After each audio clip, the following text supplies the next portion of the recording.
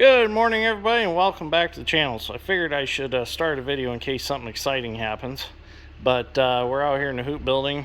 Wilson looks like he's digging a hole to do something in it.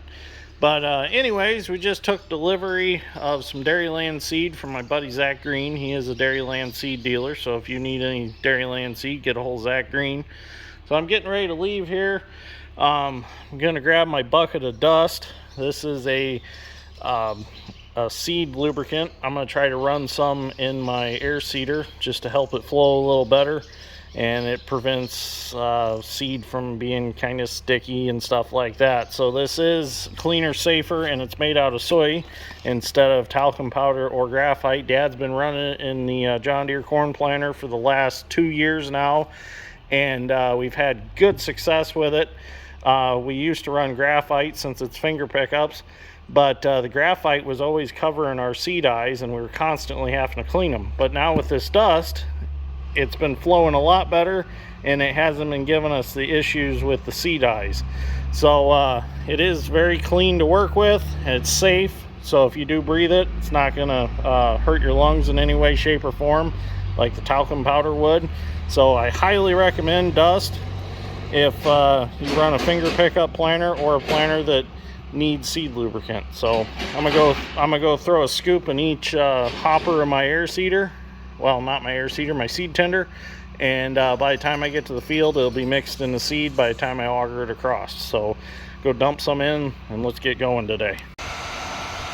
So the dust is really mainly made for plate type planters and finger pickup planters, but it's not going to hurt to run some in the air seeder. It'll definitely help lubricate the tubes and things like that. Now, if you look under a microscope, it actually looks like little bitty ball bearings. We actually set through a meeting on this. So what I'm going to do is I'm going to put 4 scoops in 1 box full of beans. So each hopper is a box full of beans. I found this Pringle can in the truck, and it worked out great to put 4 scoops in, so I don't have to climb up here once. Now it does come in packages also, so you can actually just rip the top off the package, dump it in a box, and it's 1 package per box of corn, I guess, if you're doing pro boxes of seed corn. So I'm gonna go ahead and sprinkle this over here, just like so. By the time we get to the field, it's all shaken up going down the road, and by the time I auger it across, we'll be good. So it'll be pretty much mixed up.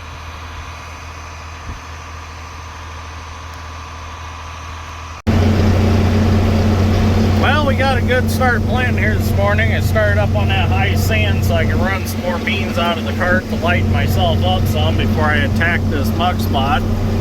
You can see how this goes from a high sand hill down to a muck spot, and then it's muck all the way across to the ditch. So it's fairly soft out here right now. Muck's not so much wet as it is soft. Oh, it's a little slimy on top. Lock the differential lock, that'll help a little bit. But I raised the planter up a little bit, put a little more weight on the rear end of the tractor. Because really I don't have to have the planter down too hard against the ground because it's so soft that it's able to cut through. In the hard ground, you got to keep the weight of the toolbar down on the row units to make it no-till, so it'll cut through the stalks and crap. But when you get into this, it's so soft that it don't take much pressure down on it at all to make it plant. So I carry a little more on the tractor.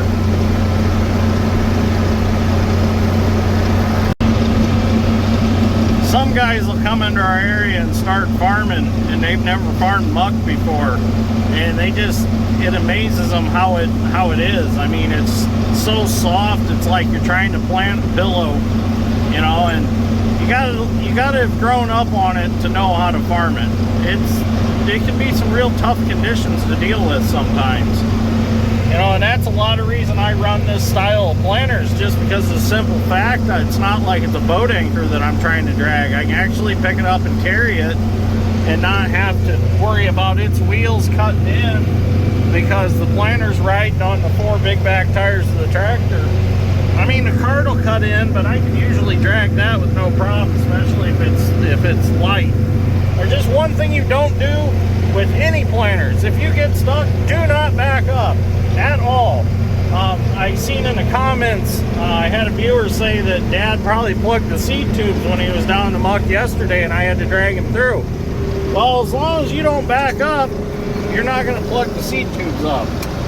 It's when you back up and force mud back up in them is when you plug them up. As long as you stay going forward, you won't plug a seed tube. So always keep that in mind. I know it seems to be habit that when you get stuck, you're like, oh, I'm going to try to back up and hit it again. No, don't do that, because it just forces the planter down in the ground and plugs all your seed tubes up. And then you're out there trying to unplug seed tubes, and that's not fun. It takes a while for the dirt to get back out of them unless you just basically wash them out. But I've made the mistake a few times, plugged a few, and it's no fun at all. So always try to stay moving forward no matter what. Go get another tractor and start pulling on it and try to drag it forward. So I actually made a discovery this morning. Yesterday I lost number 2 remote because the arm broke under the cab, the aluminum arm on it. So I was having to switch hoses in order to unfold and unfold and put my markers in and out, because I have to have one remote for my seed blower and I have to have another remote for my markers and then the one to fold it. Well, I discovered that the one that is broke, I can actually reach it from outside or from inside the cab. I can reach down to the remote and I can move the lever and I can fold and unfold the planter without leaving the seat. That's a good thing about having long arms. So I haven't had to switch hoses since. It's kind of nice. And the parts are on order at John Deere to fix it properly. They just didn't have that aluminum arm in stock, so Dad got that ordered for me this morning. So I'm going to get that tomorrow, and it's supposed to actually storm tomorrow, which tomorrow is Saturday. So if I get a chance, I'll bring it in the shop. Well, do it outside the shop, but I'll get it fixed properly so I don't have to deal with it.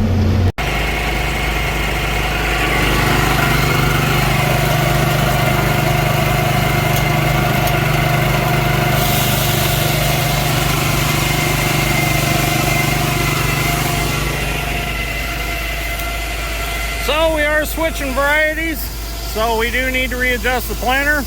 We need to speed it up a little more to kick some more out.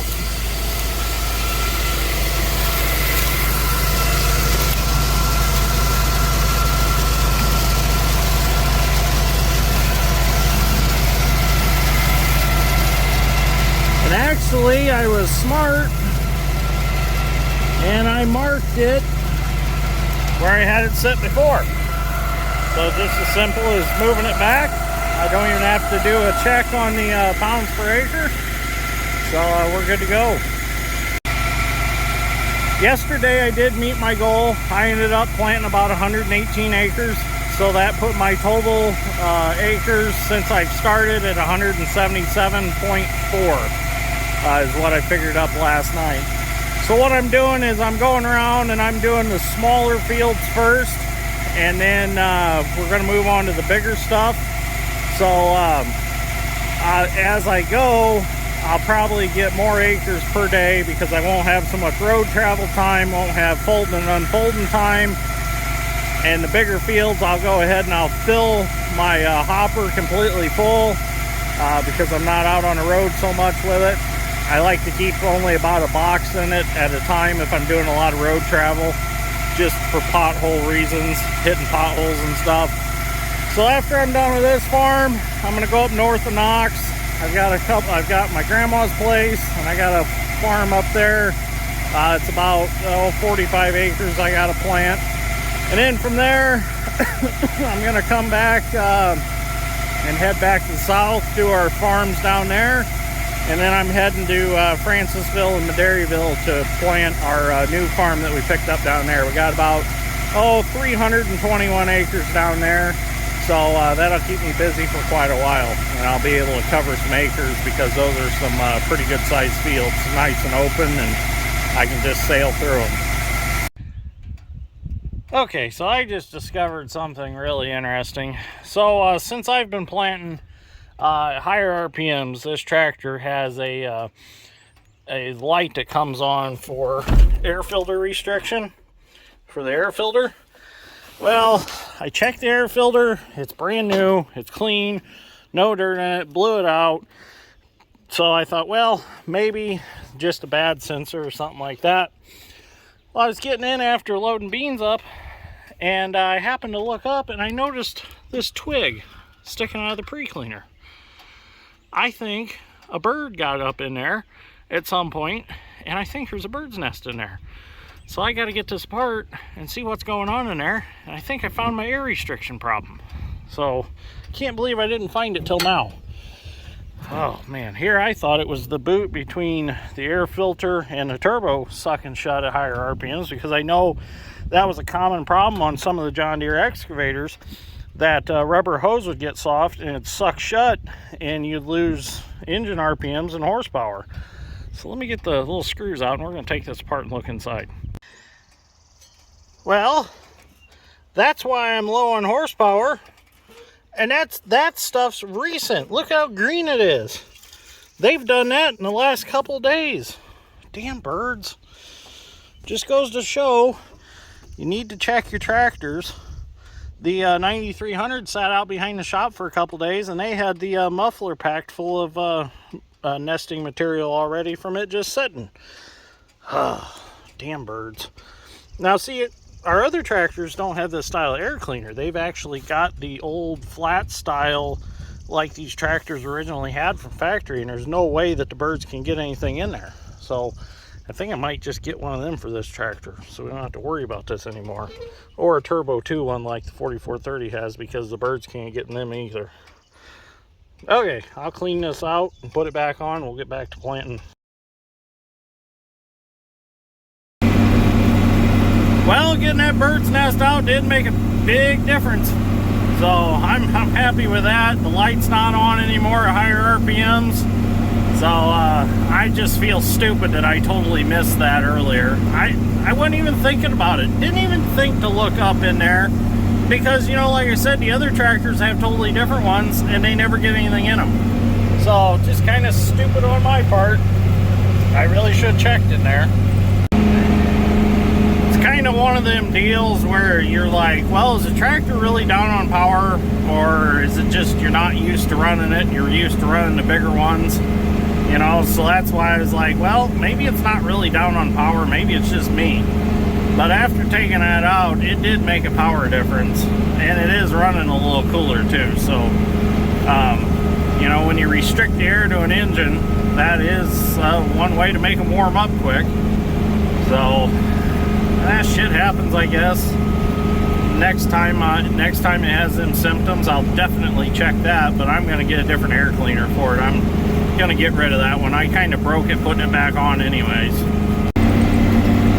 So if anybody was wondering, I don't think I've ever really said it in the video yet, but I've got about 1,500 acres of soybeans to plant. So I've already planted 177 acres as of last night. So I'm going to be planting for a while, but hopefully it'll go a lot faster when I start getting to the bigger fields where, like I said before, I don't have the road time, I don't have the full and unfull time. I can just stay in one spot and just keep putting beans in and keep planting.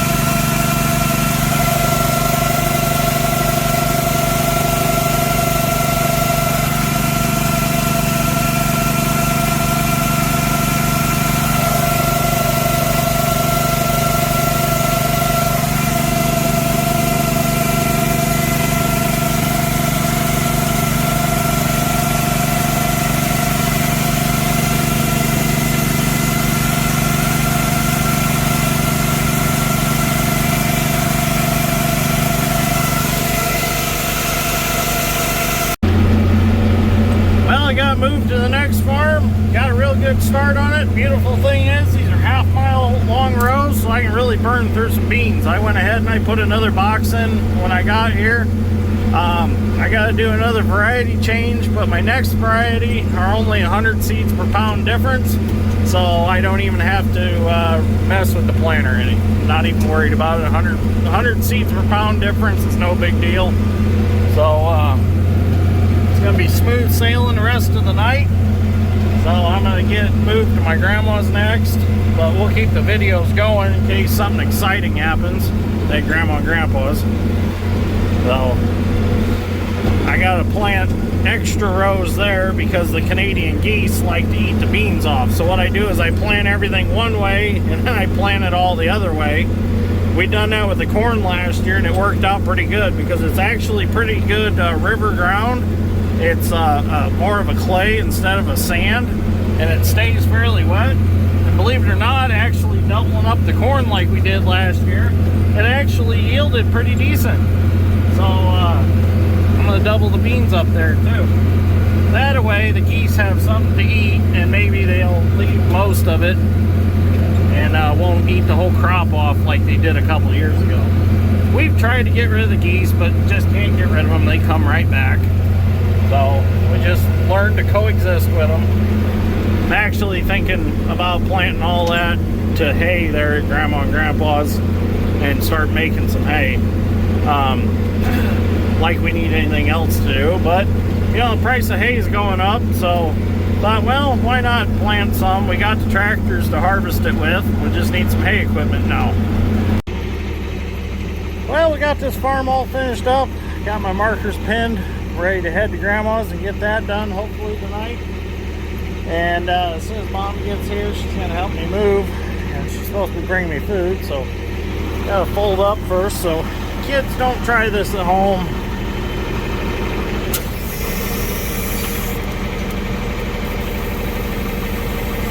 So it's actually pretty safe because the wings come nowhere clear or nowhere close to the center.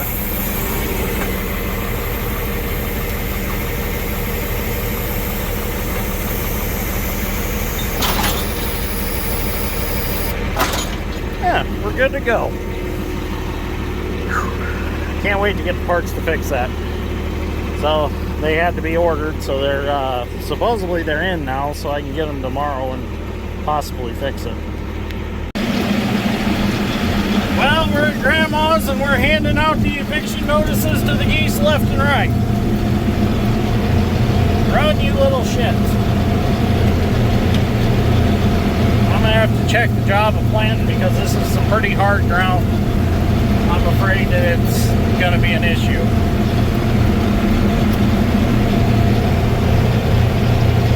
They'll come back, don't worry. As soon as I'm done planting, they'll be all over this again.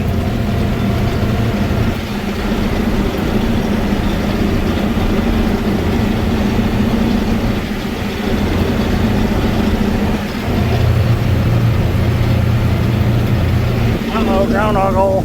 Oop, that's all right.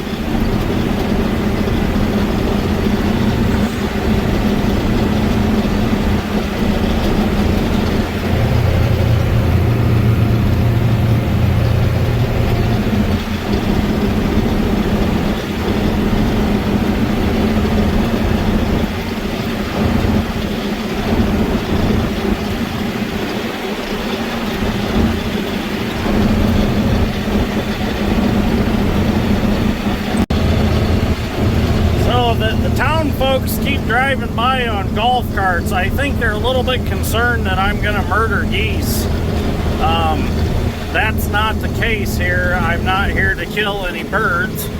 If anything, I'm here to feed them. And don't feed the geese. Need that sign. It's not like I'm pulling a 30-foot goose slicer.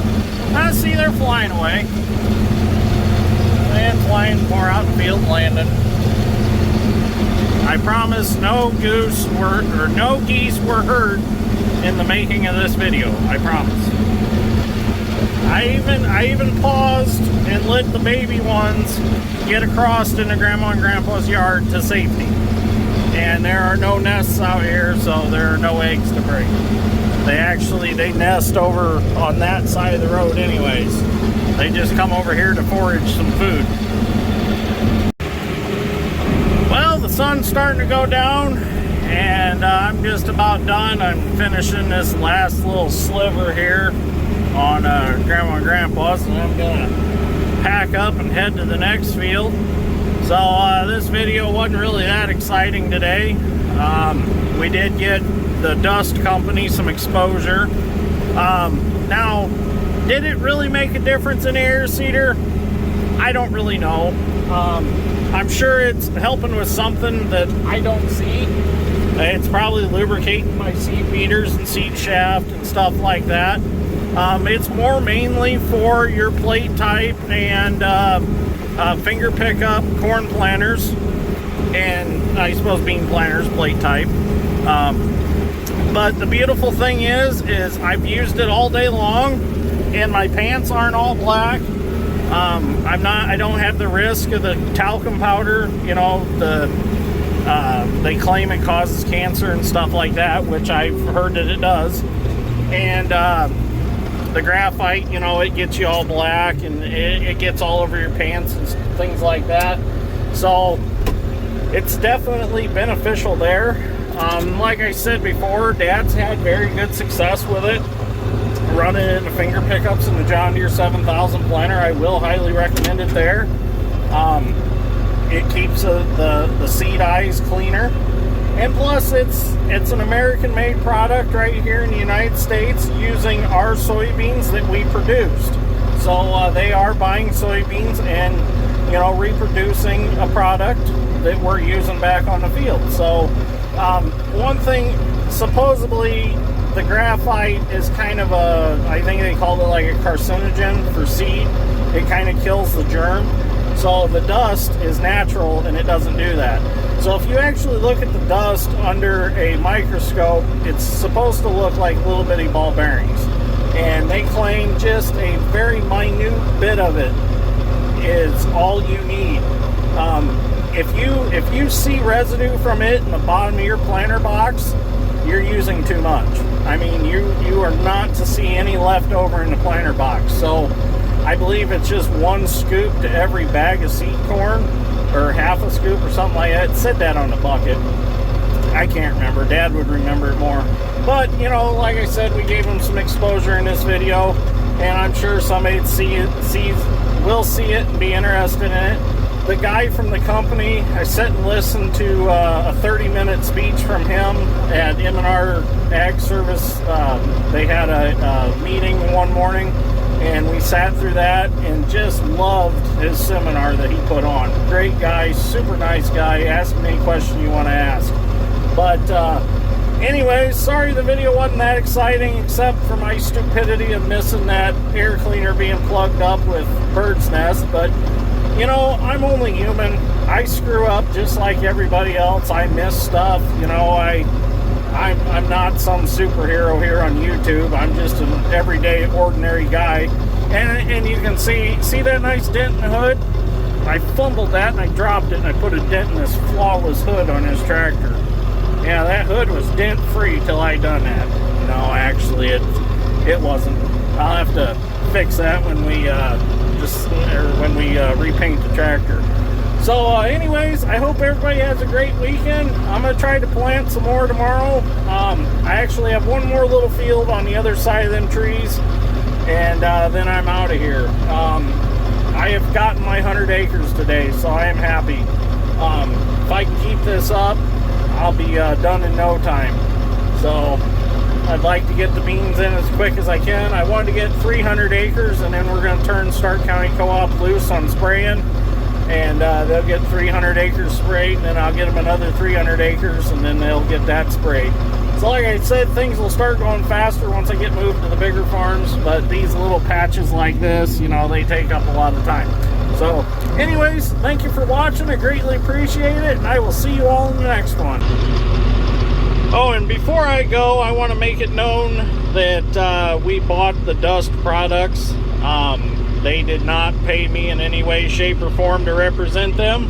I'm just doing this because it's a good product and we really like it. So they don't even know that I made a video about it today. So anyways, I'm gonna get this video uploaded before I leave town, because this is right on the edge of the city limits of Knox, and I have excellent cell phone service here. That last field I was in last night, that video was, I don't remember how long it was, but in like 5 minutes it uploaded. It just got beautiful cell phone reception in some spots, and some spots I don't. Like at my house, just forget about uploading a video. A 20-minute video would take 3 days, it seems like. So it's a good time to upload one. Is where I'm here at Grandma's. So anyways, thank you for watching.